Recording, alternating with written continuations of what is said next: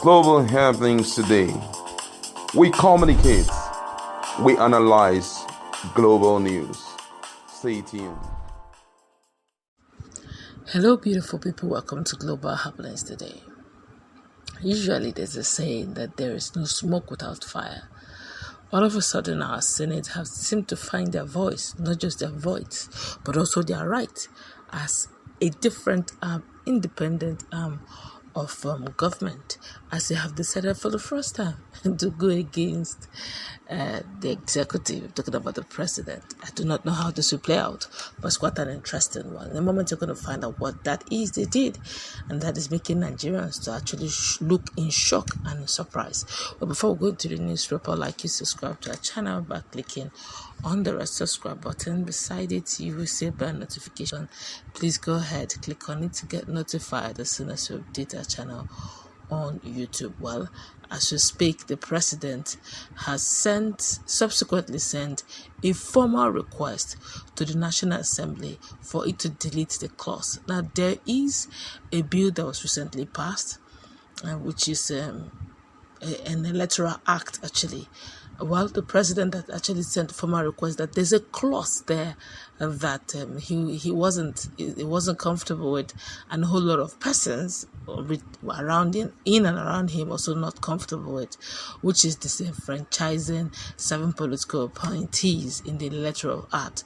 Well, as we speak, the president Muhammad Buhari led government has subsequently sent a formal request to the National Assembly for it to delete that clause.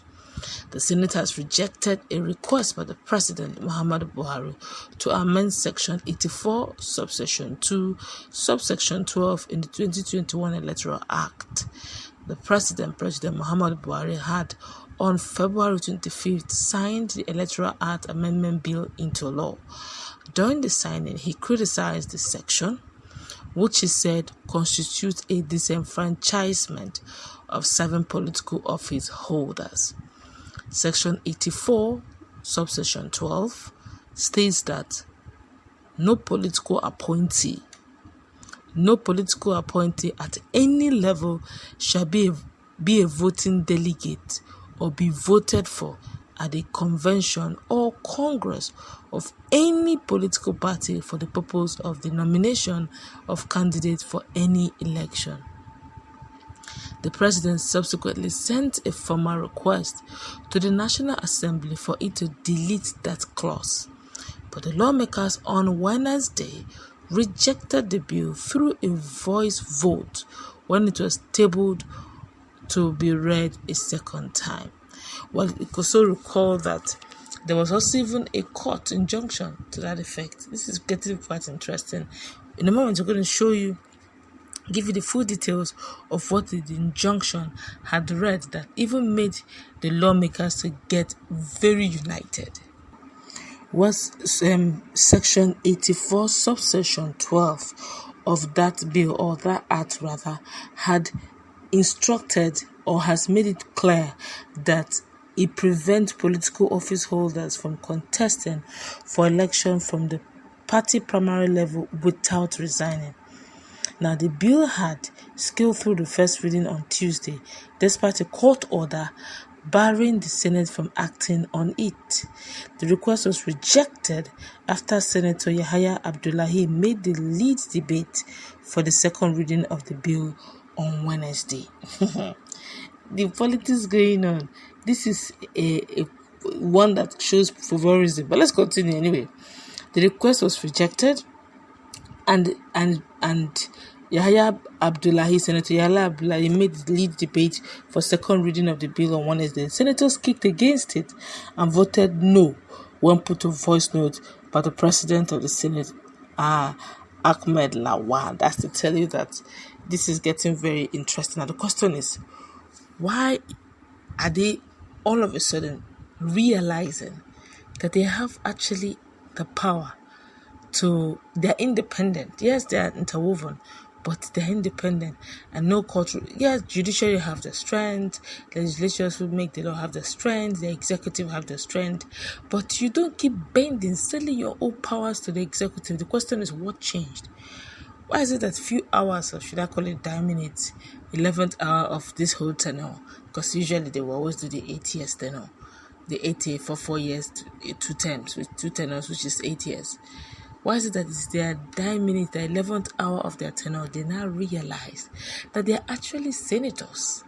They're the legislative arm of the government, and they have equal and opposite powers with all that. They complement one another, rather. Then all of a sudden, there was a court injunction, insisting that this should be allowed to pull through and the clause should be removed.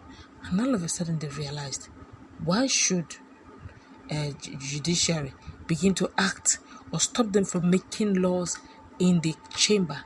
If there's anyone who can vote against it or accept it, it has to be those within the chamber and not outside the chamber. You cannot use court injunction to stop them in their chamber, in their jurisdiction, from performing their right as lawmakers. Now, that's the same thing that is happening in the judiciary, where they will give laws. You see, lawyers are not allowed to go into a courtroom where it is legally their market space, where they are allowed to. In fact, that's where they sell market.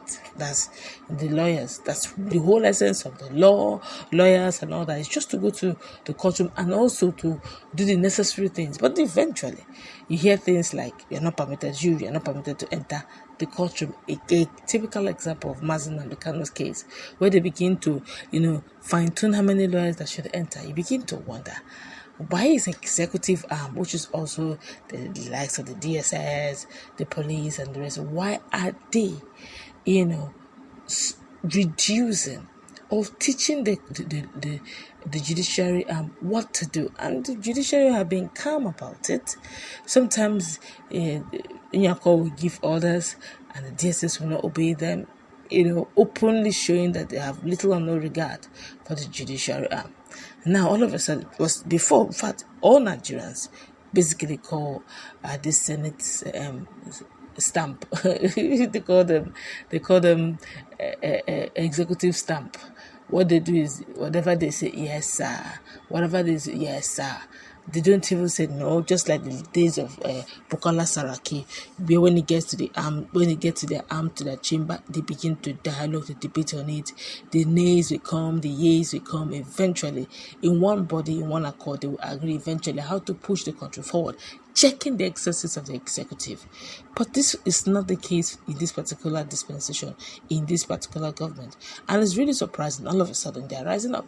The question is, what do they stand to gain? Usually, there's always something that does not meet the eyes, something that the common man is not seeing, that is making them unanimously to agree. Don't forget that clause means that all those serving appointees, whatever portfolio you're holding as an appointee in this government, you cannot be a delegate. The upcoming election, you cannot be a delegate. You cannot even contest. You have to resign officially. And some of them wants to be holding the portfolio and still be contesting and be campaigning, using their office to begin to do the needful. And this law, this Electoral Act has been adjusted, and they just realize all of a sudden it's going to cost them a lot. The question is, what is in it for us as Nigerians? Let's meet in our comment section. Let's watch as the drama keeps unfolding as we keep updating you. What's your take on this matter?